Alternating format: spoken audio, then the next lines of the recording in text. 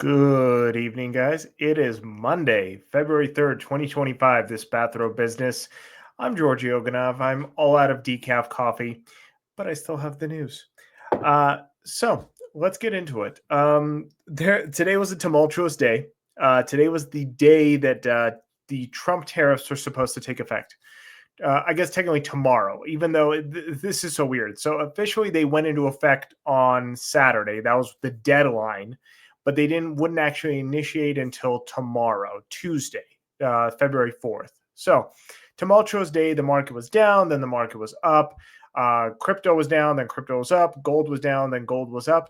All in all, I'm not going to talk about this story. The reason being is that pretty much all of them were suspended. The tariffs with Canada were suspended for 30 days. So there's going to be a 30-day reevaluation period. And Mexico was suspended first, another 30 days. The only ones that seem like they're going to take effect are going to be China. But China actually wasn't part of tomorrow's deadline. And China is only a 10% tax. Trump is supposed to meet with President Xi and discuss terms before the tariffs even go into effect. So that's why I feel like this is a nonsense story. It affected absolutely nothing today. If you listen to conservative media, this was the greatest thing that ever happened in the economy. If you listen to liberal media, like I tuned into NPR this morning, they equated it to the worst thing since the financial crisis of 2008. So everybody's just insane. Nothing happened. It's not worth talking about. So let's move on. So the first story I'm going to talk about is going to be Palantir. Now, for those that don't know, Palantir is a tech company, a technology defense company. I have my issues with companies like this. I don't like defense companies for multiple reasons. However, I can't say that Palantir is anything other than a buy. Palantir shares rocketed up 22% after the company posted strong earnings and outlook. So Palantir, co-founded by Peter Thiel, is a defense contractor that deals primarily with tech, AI, facial recognition, you name it. They are essentially the new Lockheed Martin of the 21st century. Again, I don't like companies like this, but it's unavoidable to say that this is going to be a company that's going to be seeing stellar growth. Simply because, for those that don't know, there is a pretty straight line connection between the Trump administration and Peter Thiel and Palantir. J.D. Vance, the vice president, worked directly under Peter Thiel in one of his capital groups. They worked intimately with companies like Palantir. The Trump administration has made a focus on the fact that technology, AI, and defense are going to be major focal points for their administration. So for the next 4 years, I don't see the stock going anywhere but up. Just for this quarter, their earnings per share were 14 cents versus 11 cents expected, and revenues of $828 million versus $776 million. So pretty meager when you consider defense contracting, but this really is just the beginning, especially with advancements in AI. This is going to be one of those scenarios that within the next 10 years, this is going to be revenues of $3 billion, $4 billion, $5 billion, and growing. There's no way that the administration is not going to be investing heavily in companies like this. The other big one, it's Palmer Lucky's company, Anduril. I think that's how you say it. That's another big one with some interesting tech actually coming out there, especially with drones and surveillance. That's another company that's going to be a major focal point probably for the Trump administration, as they are primarily focused on technology and defense, more so with bits and data than they are with bombs and tanks. So keep an eye on companies like this. I don't think Anduril is public yet, but Palantir obviously is. So even though I don't like the company, I think it's definitely recommended as a buy. Another thing I do want to talk about just in passing, not a major point, but last week's video I had specified that we talked directly about Starbucks and how they're kind of in a Sophie's choice of what to do. They have to figure out which part of the business they kill. And this article kind of underpins the fact that I don't think they have clear direction yet. So Starbucks, I didn't mention in the video last week, but they said that one of the tactics they have to increase revenue is going to be cutting down their menu. Now, this story today says that despite the fact that they promised to cut their menu by 30%, they're presenting new seasonal drinks that are just going to bloat their menu once again. So these are their Valentine's drinks. I'm sure they're best sellers. I'm sure that they do well year over year, but it clearly shows that there's opposing forces going on at Starbucks. They want to keep the money they have, and they want to bring back the company that they used to have, where they were seeing growth quarter to quarter, which they haven't. They've seen 4 consecutive quarters of shrinkage, of reduced traffic into their stores, and of online sales directly impeding their in-house sales. And this is just another example. This is a company that is very much struggling in the direction that they're heading. This was kind of the moral of the video I had last week, was what's more important than having the right people in the right positions is having clear vision and implementation of that vision. And I don't think Starbucks is there yet. I think they're going to have to feel pain for a little while longer until they figure out what kind of business they truly are. Another story I'm going to talk about is really quick and passing is manufacturing. So U.S. manufacturing expanded for the first time since 2022. New orders, factory employment measures increase, raw material prices post fourth quarter straight moderate monthly rise, and imports rebound as well.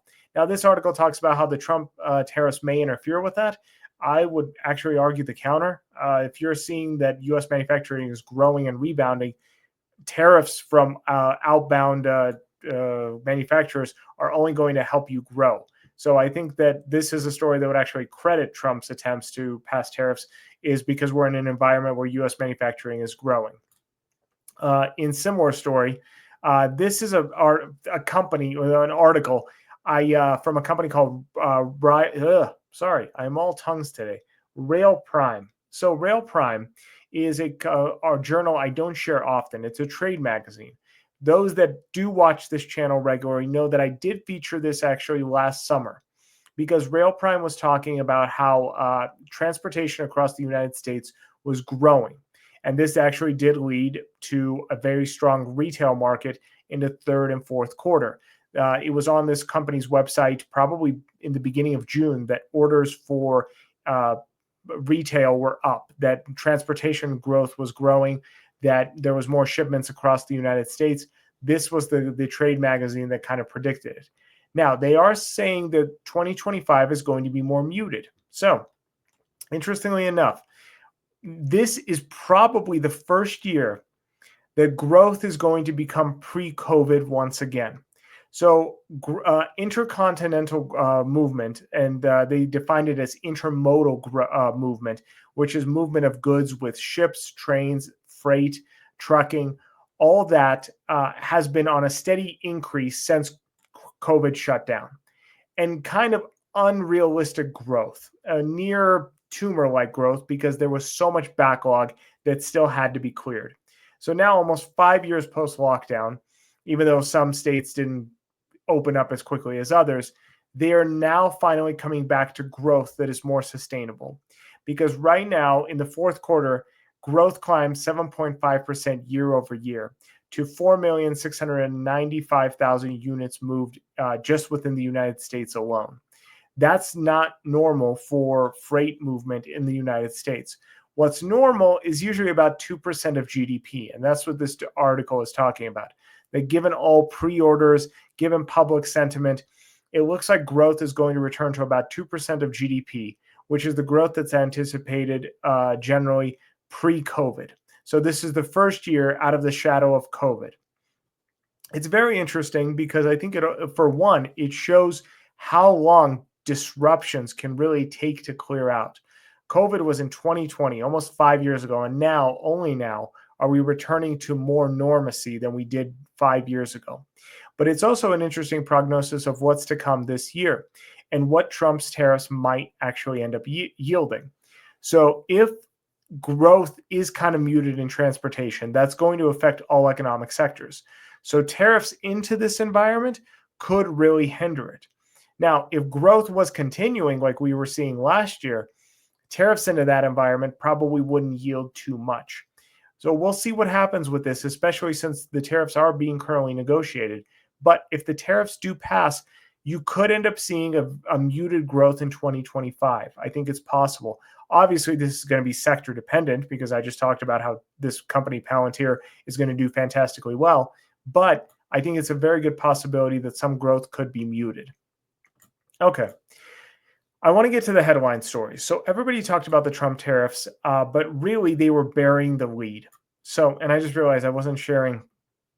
I wasn't sharing it, right? I wasn't sharing the Prime Rail article. But remember, all these articles are in the description below. I think this is one of the articles that is worth reading. I also think that the next two stories I'm going to cover, especially the Bloomberg one, are worth reading as well. So the story I really want to talk about, what was buried today, were the two biggest things that Trump announced and essentially signed in with executive order.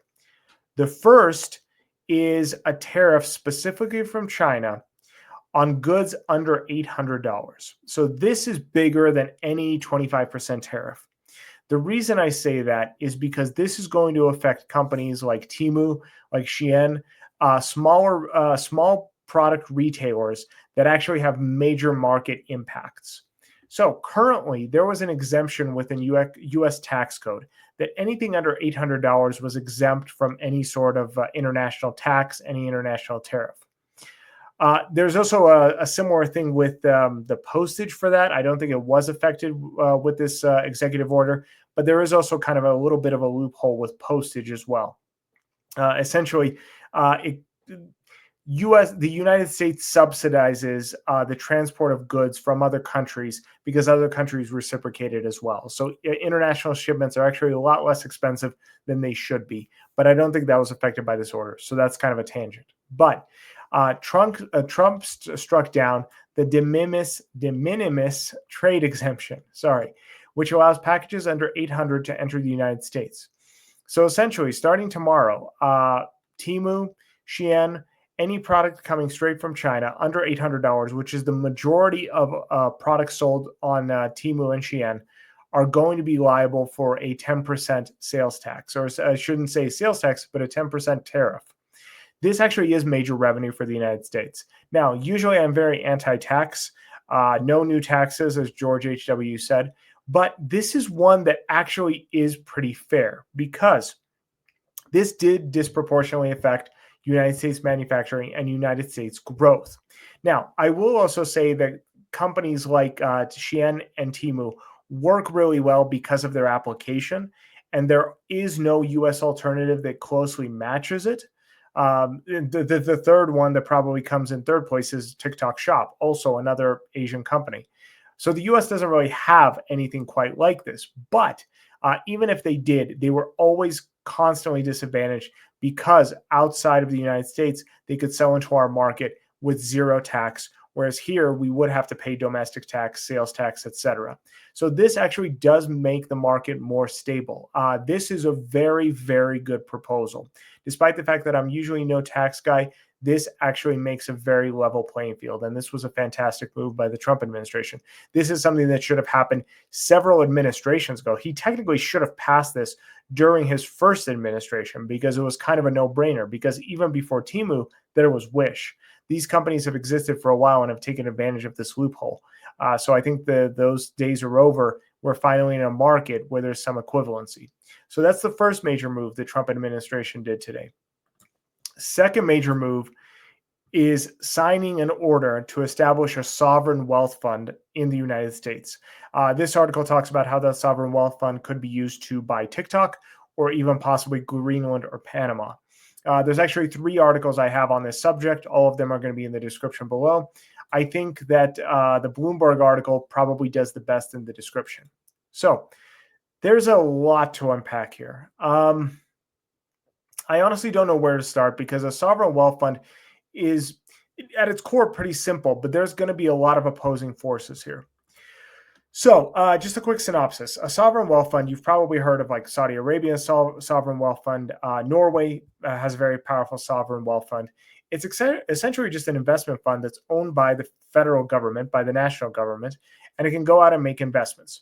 Usually it's subsidized by some sort of natural resource. So for both Saudi Arabia and for Norway, it is subsidized by oil. So obviously oil is more or less privatized, is a public commodity in those countries. So they're owned by the state. So the family of Saudi Arabia, Saudi Aramco, owns Aramco oil. In Norway, oil is owned by the Norwegian government. So whenever they sell that oil into the private market, they take that revenue and they invest it into a fund that can then invest into multiple facets. So they can go into oil, they can go into tech, they can go into retail, they can do whatever they want with it. In fact, I have a friend who works at a lithium-ion battery manufacturer, and they, I think, got Saudi Arabian money investment. The Saudi Arabian wealth fund was investing in their startup. So at its core, it's not a terrible idea. Now, I think there's a very, very big difference between Saudi Arabia and Norway doing it and the United States doing it. In addition to the fact that I don't know how comfortable I am with the United States moving into, let's just call a spade, a fascistic regime. And I don't mean fascist as in the Sieg Heil and the swastikas. I mean fascist in the Mussolini definition of the word.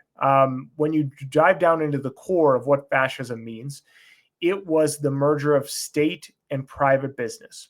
It had nothing to do originally with anti-Semitism. In fact, Mussolini never actually went anti-Semitic. There were Jewish people in the fascist party of Italy. Mussolini's, I think, mistress was Jewish. So Mussolini wasn't Hitler. Not that he was a great guy, but the fascist party of Italy was very different than the fascist party of Germany. But one of the things they were spearheaded, the design that Mussolini came up with, was the fact that you would have this merger between private business and government. That's essentially what's happening here. So for all the talk of Trump's a fascist, this is probably the one that actually comes best to the description. Now, there's nothing morally wrong with this, but there's a couple of different problems I have with this. The first is, where are the funds going to come from? The libertarian in me says that if you're going to be using taxpayer money, you better just give that money back to the taxpayer. There's no point to borrow money from the taxpayer, essentially take it from taxpayers, in order to create a fund that could end up making money or it could end up losing money.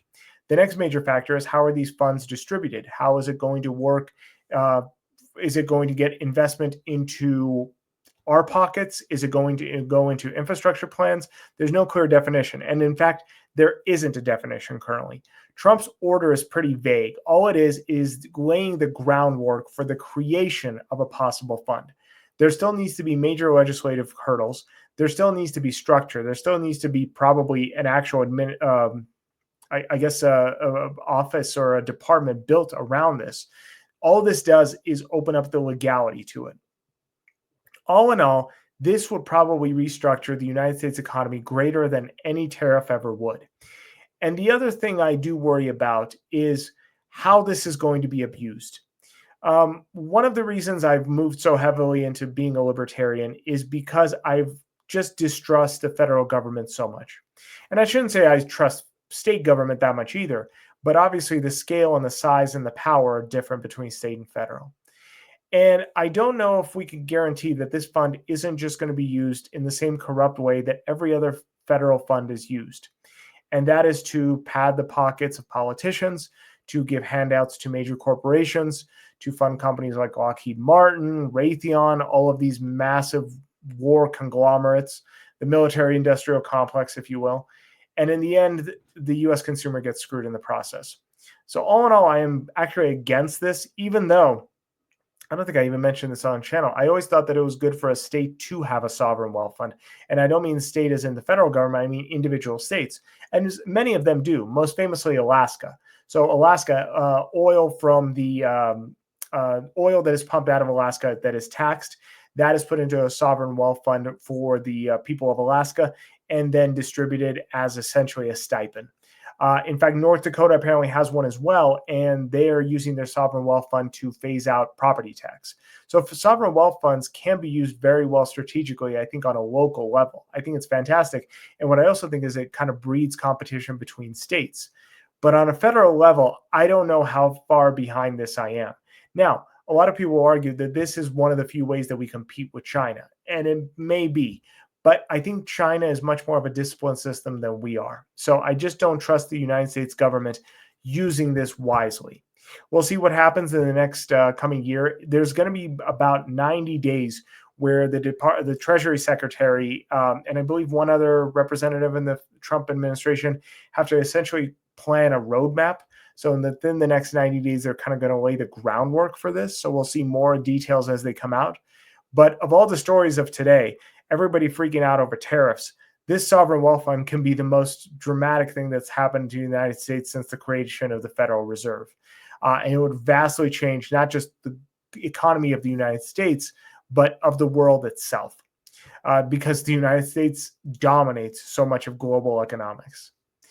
So that's pretty much it. Those are the stories of the day. I've been running long a lot lately. So hope you guys enjoyed the video. I'll see you guys back here tomorrow, and I hope you have a productive Tuesday.